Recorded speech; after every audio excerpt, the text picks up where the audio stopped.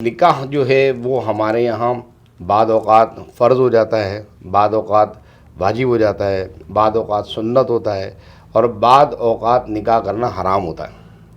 حرام ہوتا ہے؟ جی ہاں، اس کی تفصیل یہ ہے کہ نکاح اس وقت فرض ہو جاتا ہے کہ جب انسان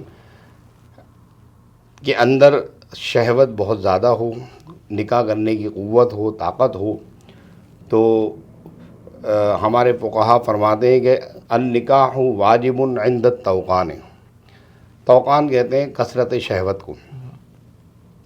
تو جب شہوت زیادہ ہو جائے، قوت زیادہ آ جائے تو نکاح کرنا واجب ہو جاتا ہے، انسان کو چاہیے کہ وہ نکاح کر لے۔ صحیح۔ اگر وہ کہتا ہے کہ جی میرے پاس نکاح کی ادائیگی کے لیے جو 3 اہم چیزیں ہیں وہ نہیں ہیں۔ 3 اہم چیزیں کیا ہیں؟ نان، نفقہ، سکنا۔ سکنا مانے رہائش، نفقہ مانے مہینے کا خرچہ، اور نان مانے 2 وقت کی روٹی۔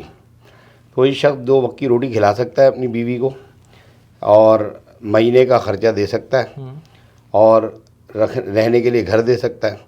تو یہ 3 چیزیں ہیں تو اس کے اوپر نکاح کرنا واجب ہے۔ اگر یہ 3 چیزیں نہیں ہیں، وہ 3 چیزیں پرووائڈ نہیں کر سکتا، تو پھر اس کے لیے نکاح کرنا حرام ہے۔ اچھا، اس صورت میں حرام ہے؟ حرام ہے۔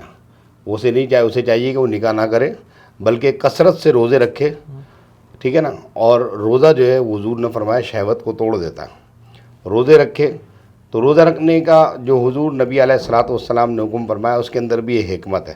نماز پڑھنے کا آپ نے حکم نہیں فرمایا کہ اگر نکاح کرنے کی طاقت نہ ہو تو کثرت سے نماز پڑھو، یہ نہیں کہا، بلکہ فرمایا روزے رکھو۔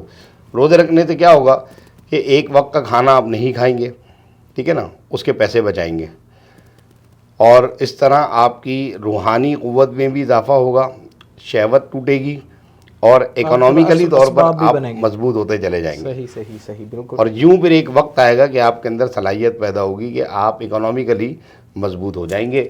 تو ہمارے نوجوانوں کو بھی اس وقت چاہیے کہ جو نوجوان بچے مجھے دیکھ رہے ہیں، سن رہے ہیں، اگر نکاح کی قوت اور طاقت ہے تو وہ نکاح کریں اور حرام کاموں سے بچنے کی کوشش کریں۔ یاد رکھیں کہ قرآن کریم نے ہماری تربیت کرتے ہوئے ہمیں کلیئر فرمایا ہے کہ وَلَا تَقْرَبُوا الزِّنَا إِنَّهُ كَانَ فَاحِشَةً وَسَاءَ سَبِيلًا، اور زنا کے قریب مت جاؤ کہ یہ انتہائی بیہودہ اور گندہ راستہ ہے۔